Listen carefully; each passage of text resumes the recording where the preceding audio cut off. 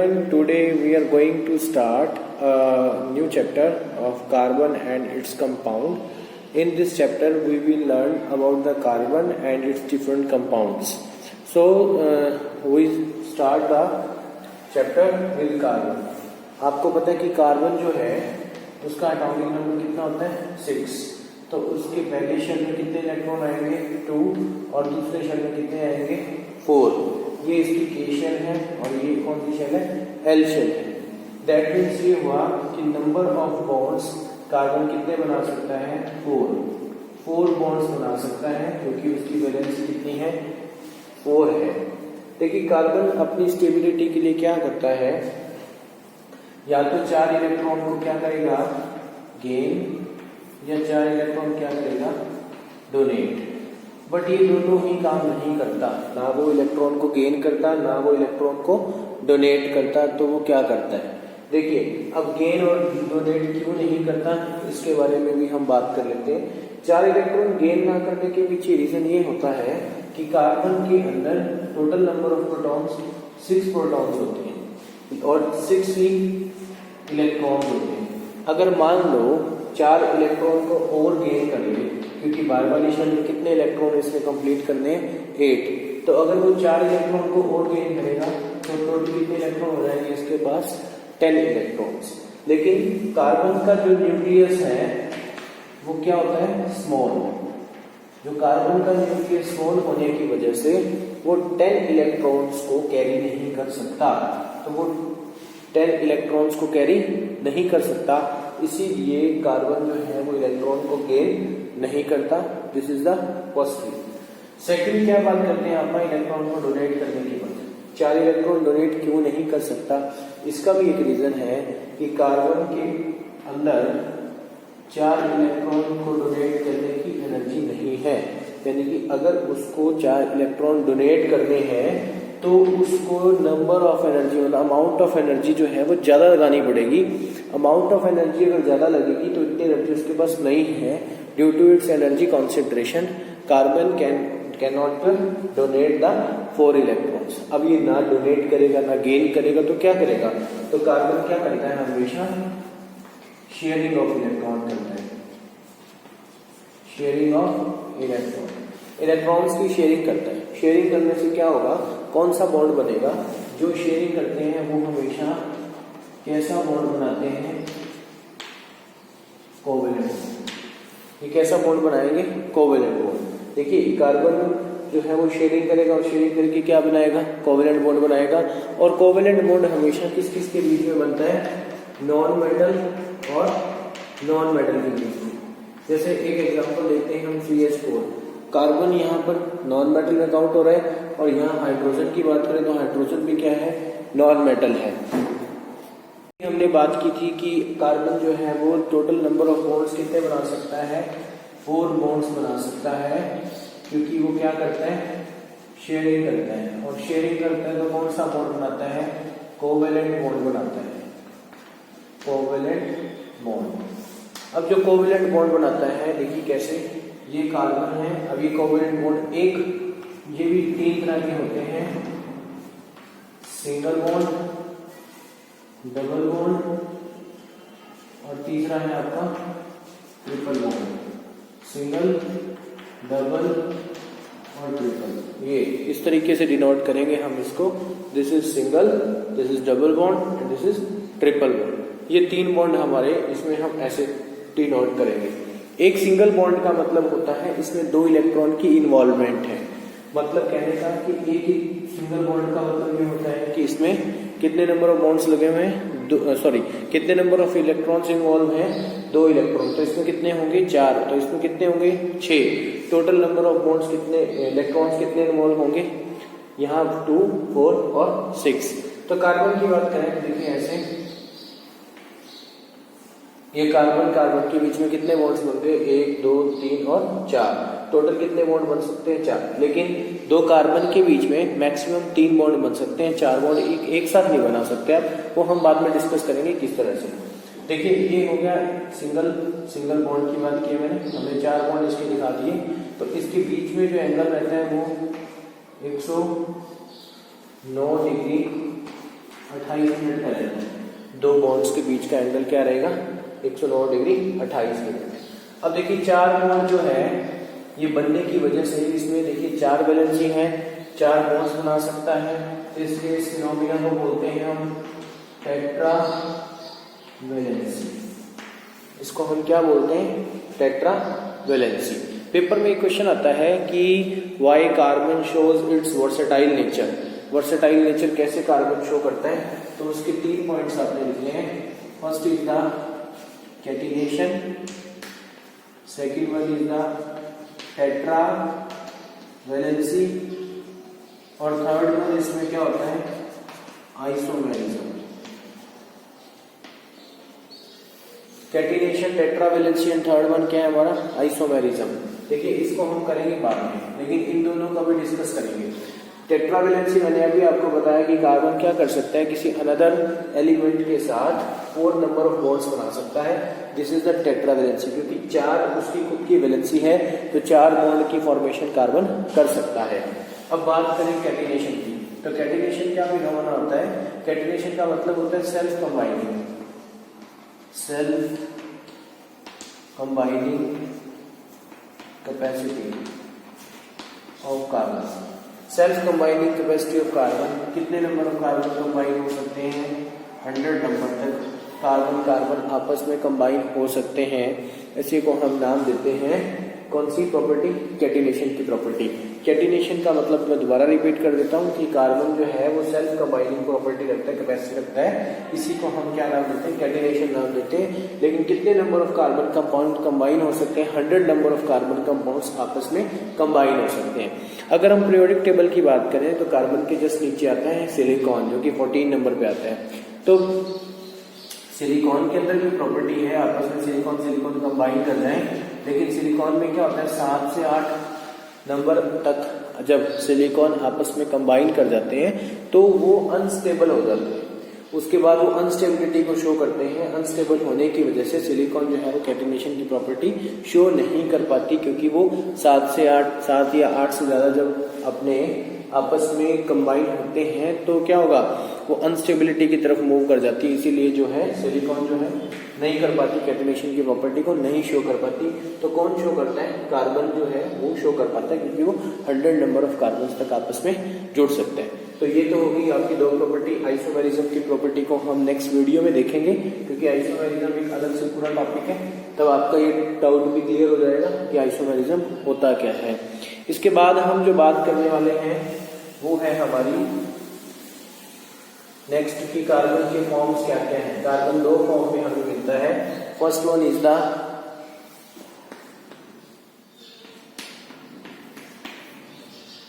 एक तो हमें कार्बन जो मिलता है वो है कंपाउंड फॉर्म में मिलता है, और दूसरा हमें मिलता है सिंपल फॉर्म में।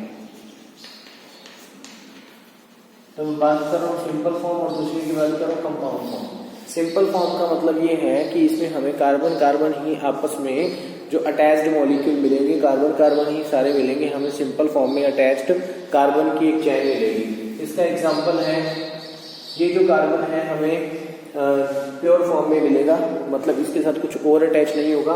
इसका एग्जांपल डायमंड और दूसरा ग्रेफाइट।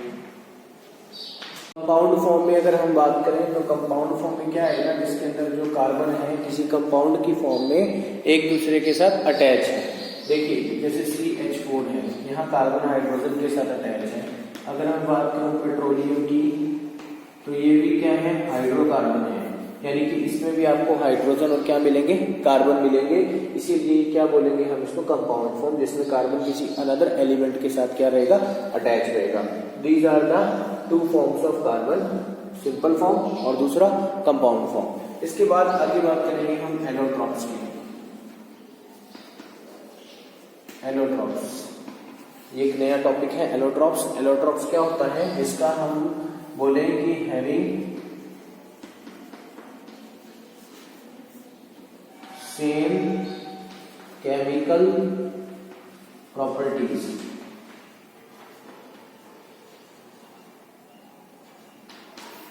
जिसके अंदर सेम केमिकल प्रॉपर्टीज मिलती हैं but different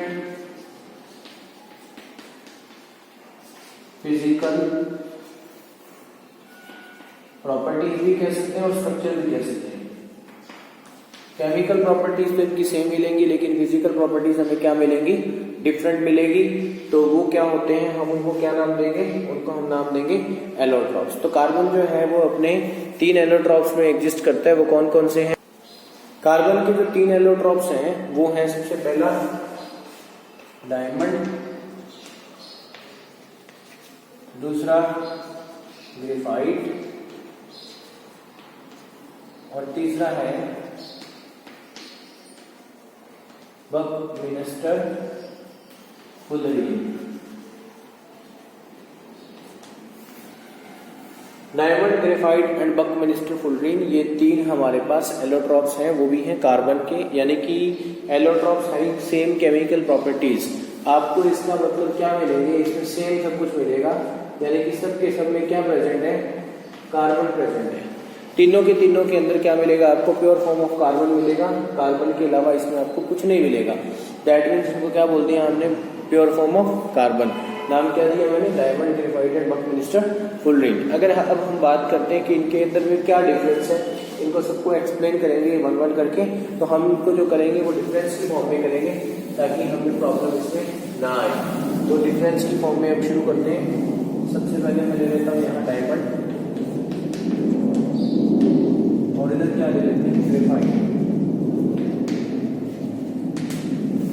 डायमंड और ग्रेफाइट की बात कर रहा हूँ। सबसे पहले बात करूंगा, डायमंड जो है वो हार्ड है और ये क्या है, सॉफ्ट एंड स्लिपरी है।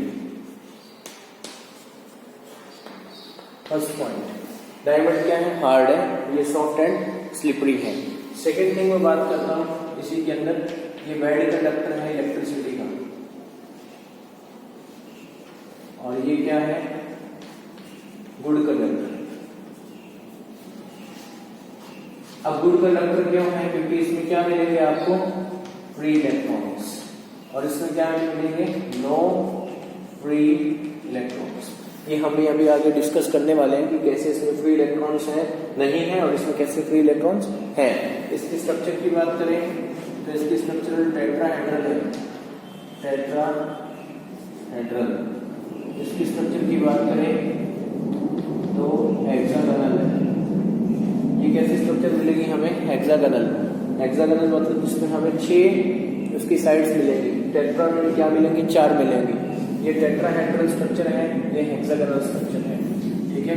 फोर्थ हम अगर हम बात करें तो डायमंड जो है वो क्या होगा, इसके अंदर प्योर फॉर्म ऑफ कार्बन को एक सिमिलरिटी में काउंट हो जाएगा कि ये भी प्योर फॉर्म ऑफ कार्बन है, तो ये भी प्योर फॉर्म ऑफ कार्बन है।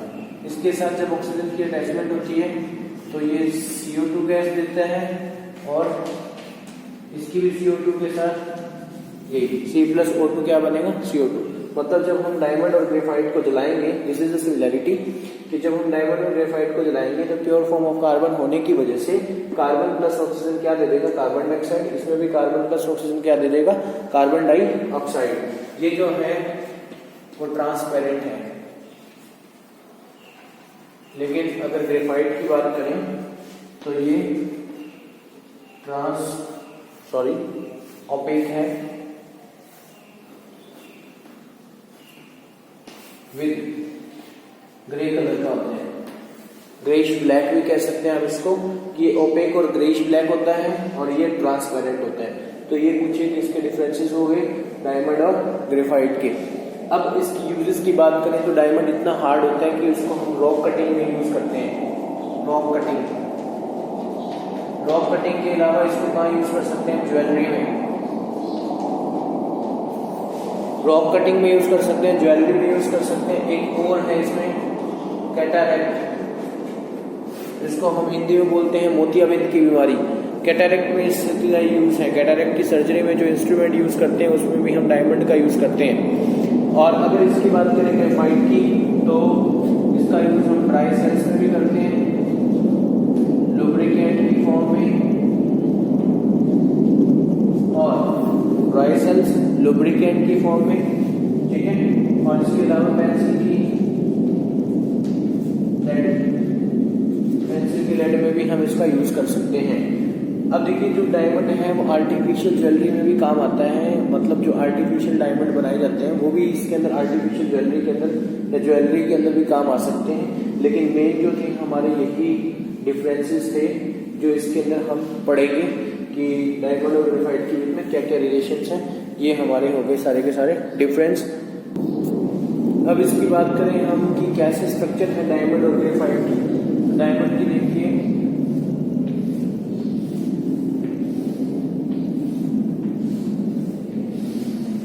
टेट्राहेड्रल स्ट्रक्चर, जिसको मैं अभी बता रहा था। आप ये देखेंगे कि इस कार्बन के साथ फिर से जैसे एक मान लीजिए हम इस कार्बन को लेके चलते हैं, जैसे ये कार्बन जो है चारों इलेक्ट्रॉन इसके साथ लगे हुए हैं।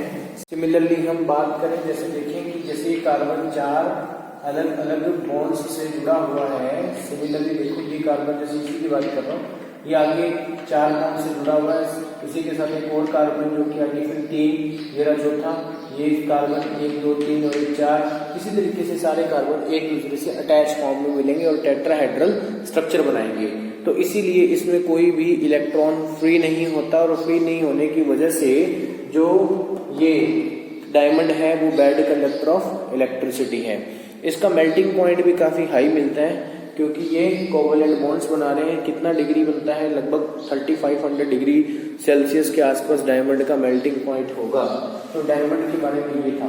इसके बाद बात करें अगर ग्रेफाइट की, तो ग्रेफाइट क्या है, हेक्सागोनल स्ट्रक्चर बनाता है। देखिए कैसे,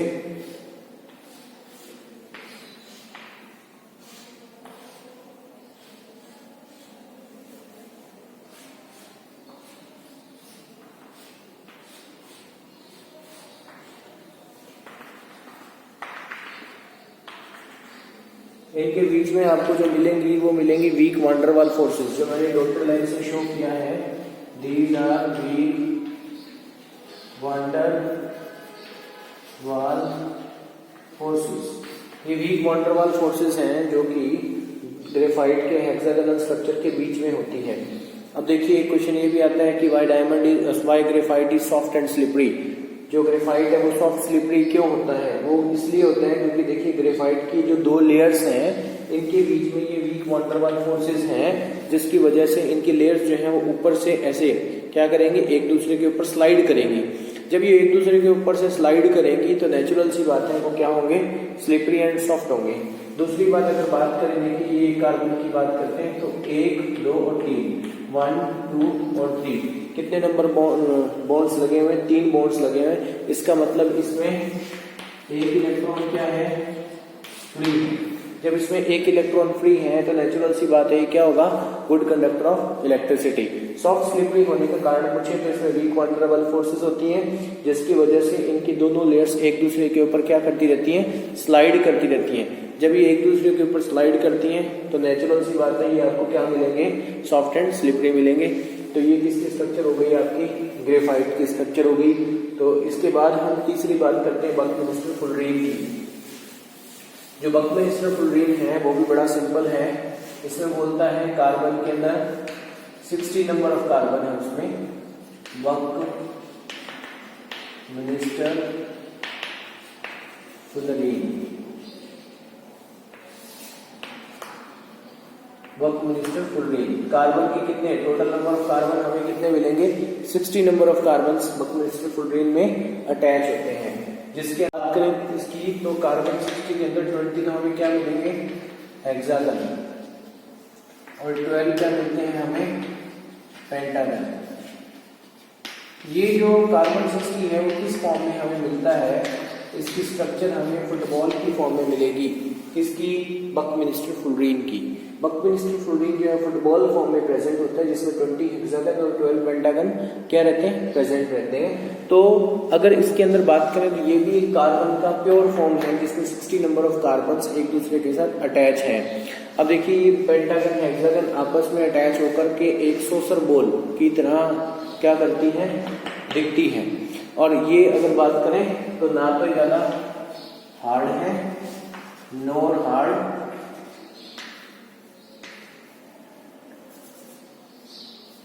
नाइदर हार्ड नॉर सॉफ्ट।